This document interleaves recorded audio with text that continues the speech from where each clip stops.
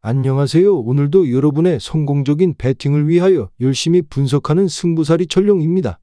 100%의 적중률이 아니더라도 수익 실현할 수 있게끔 도와드리겠습니다.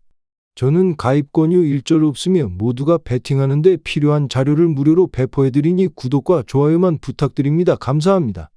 첫 번째 경기는 현대캐피탈 대 OK금융그룹입니다.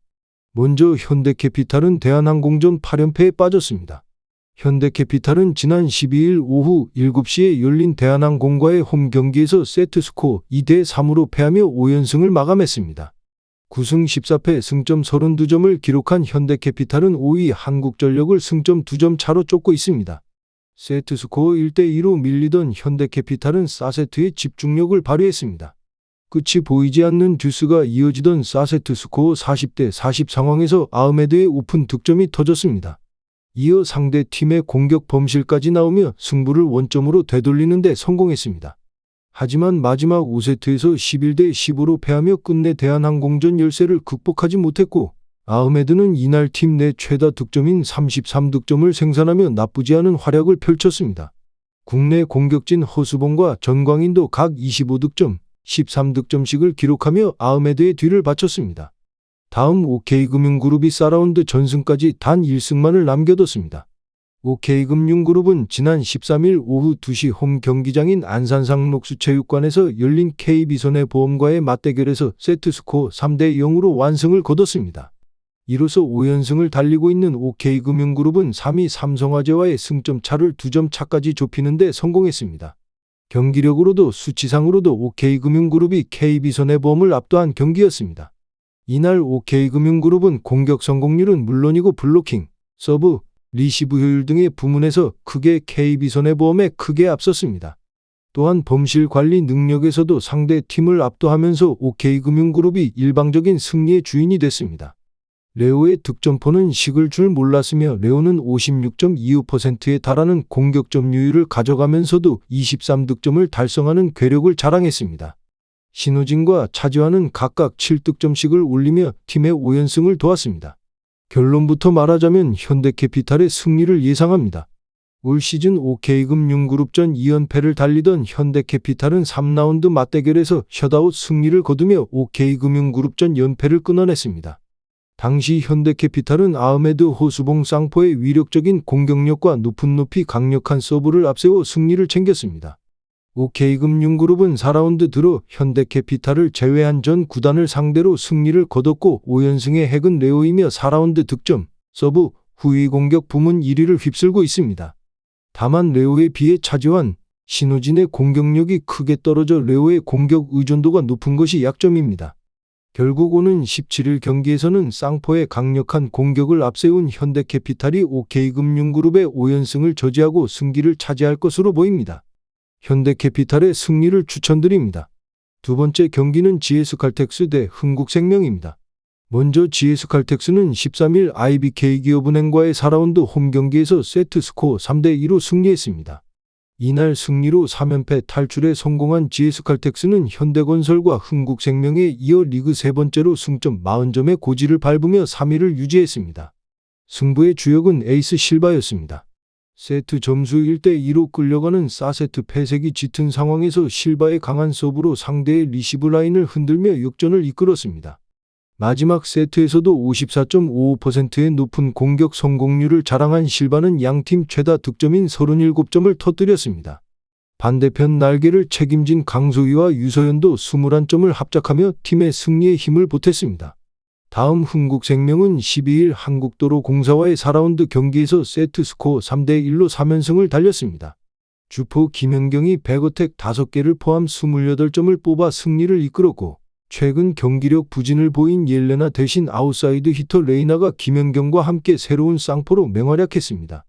레이나는 백어택 3개와 블로킹 2개를 포함 자신의 한 경기 최다 득점인 20점을 기록했습니다. 옐레나는 공격 성공률 20%로 고군분투하며 8점을 올리는 데 그쳤습니다.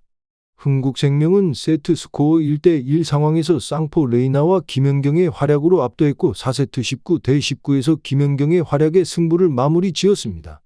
결론부터 말하자면 양팀의 이번 시즌 상대 전적에서 흥국생명이 2승 1패로 우세하지만 3라운드 승리는 GS칼텍스가 가져갔습니다.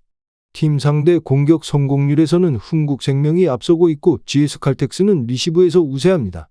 블로킹에서는 흥국생명이 4라운드 세트당 2.79개로 GS칼텍스의 2.2개보다 높습니다.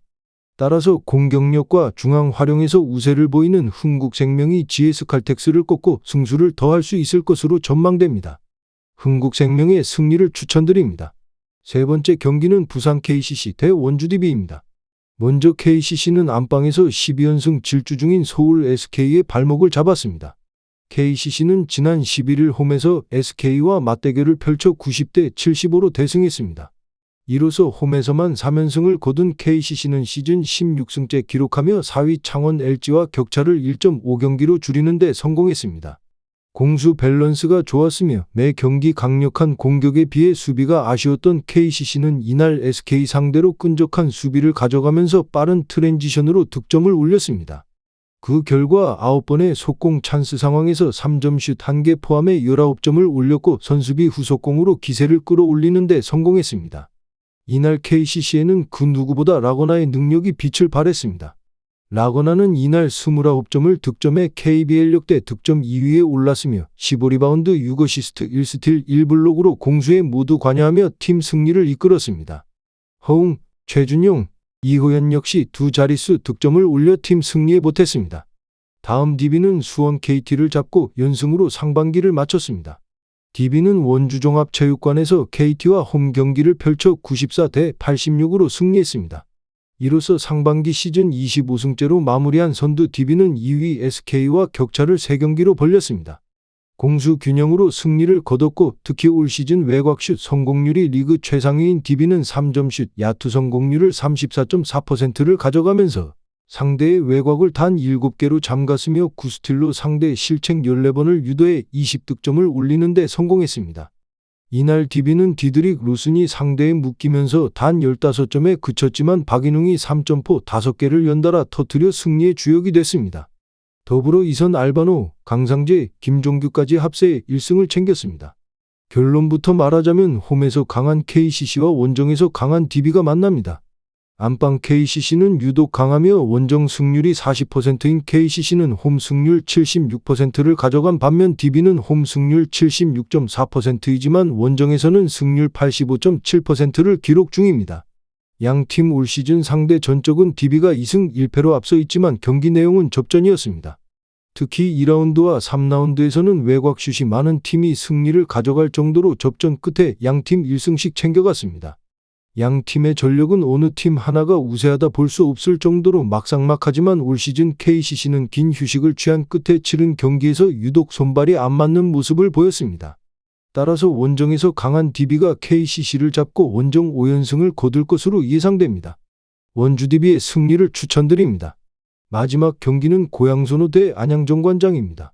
먼저 선호는 지난 7일 부산에서 열린 KCC와의 경기에서 74대 83으로 패했습니다. 전반기를 2연패로 마무리한 선호는 10승 20패로 한국가스공사와 함께 공동 8위에 머물렀습니다. 이정현은 이날 23득점을 기록하며 팀 내 최다 득점을 기록했습니다. 하지만 3점슛 9개 시도 중 2개 성공에 그친 점은 선호에게는 아쉬운 대목입니다. 김민욱이 오히려 3점슛 4개를 포함해 18득점 6리바운드를 기록했고 오누아쿠도 17득점 11리바운드로 활약했지만 이들 셋외에는 박종화가 7점, 김강선이 2점에 그쳤습니다. 선호는 이날 29개의 3점슛을 시도했지만 8개밖에 성공시키지 못했습니다.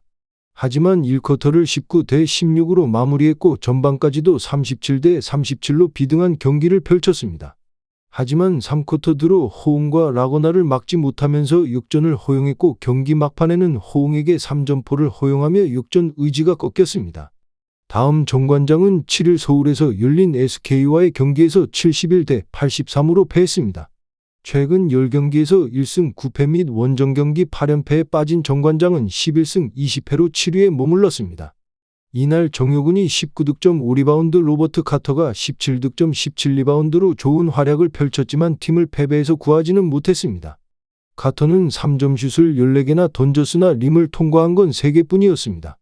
전반을 31대 46으로 마친 정관장은 3쿼터서 이종현과 카터의 활약에 힘입어 58대 66으로 추격했습니다.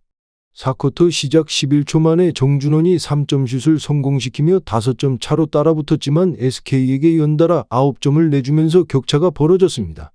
이후 추격 의지가 꺾인 정관장은 역전에 실패하게 됐습니다. 결론부터 말하자면 손호는 최근 10경기에서 2승 8패를 기록하며 부진하고 있습니다.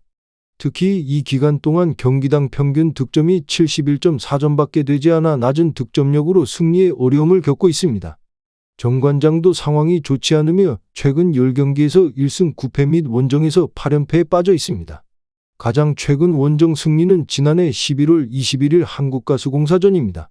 로버트 카터가 새로 합류했지만 데릴 몰로의 빈자리가 뼈아픈 상황입니다. 손호는 정관장을 상대로 이번 시즌 3경기에서 모두 승리했습니다. 이정현이 좋은 폼을 보여주고 있어 동료 선수들의 도움만 받는다면 이번 경기 역시 손호가 승리할 가능성이 높아 보입니다. 고양 손호의 승리를 추천드립니다. 전체적으로 추천은 드리지만 조합픽을 원하신다면 구독과 좋아요 눌러주시면 감사합니다. 배팅하시는데 도움이 되셨다면 구독과 좋아요 부탁드립니다. 영상 시청해주셔서 감사합니다.